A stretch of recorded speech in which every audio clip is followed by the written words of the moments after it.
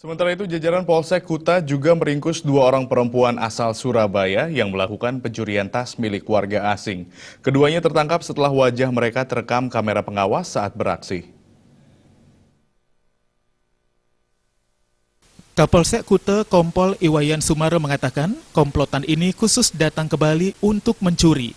Seorang warga Korea kehilangan sebuah tas saat sedang makan di sebuah restoran mall di Kuta. Setelah selesai, korban menyadari tasnya raib, sehingga melapor ke polisi. Berdasarkan hasil rekaman kamera pengawas, wajah kedua tersangka dikenali polisi. Tidak berselang lama, polisi berhasil meringkus FZ 49 tahun dan JA 51 tahun asal Surabaya, Jawa Timur. Pelaku untuk melaksanakan atau melakukan tindak pidananya yaitu dengan cara menghalang-halangi atau menutup penglihatan, dalam artian pemandangan si korban, sehingga korban tidak melihat si pelaku mengambil barang-barang, karena di sini sudah terencana betul. Menurut pengakuan para tersangka, mereka datang ke Bali bersama 3 orang. Selanjutnya, dengan menyewa sebuah mobil dengan sopir, mereka mulai melakukan aksinya.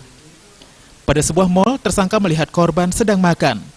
Salah satu tersangka mencoba mengalihkan perhatian korbannya, dan satu lagi mengambil tas. Sementara satu tersangka lagi berada di dalam mobil.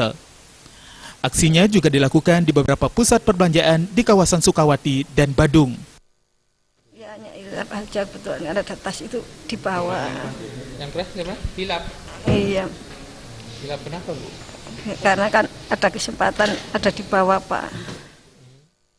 Sejumlah tas wanita, dompet, kartu ATM disita polisi sebagai barang bukti. Polisi masih memburu satu tersangka berinisial SG yang merupakan komplotan mereka. Rai Swantara dan Suta Ardana, Bali.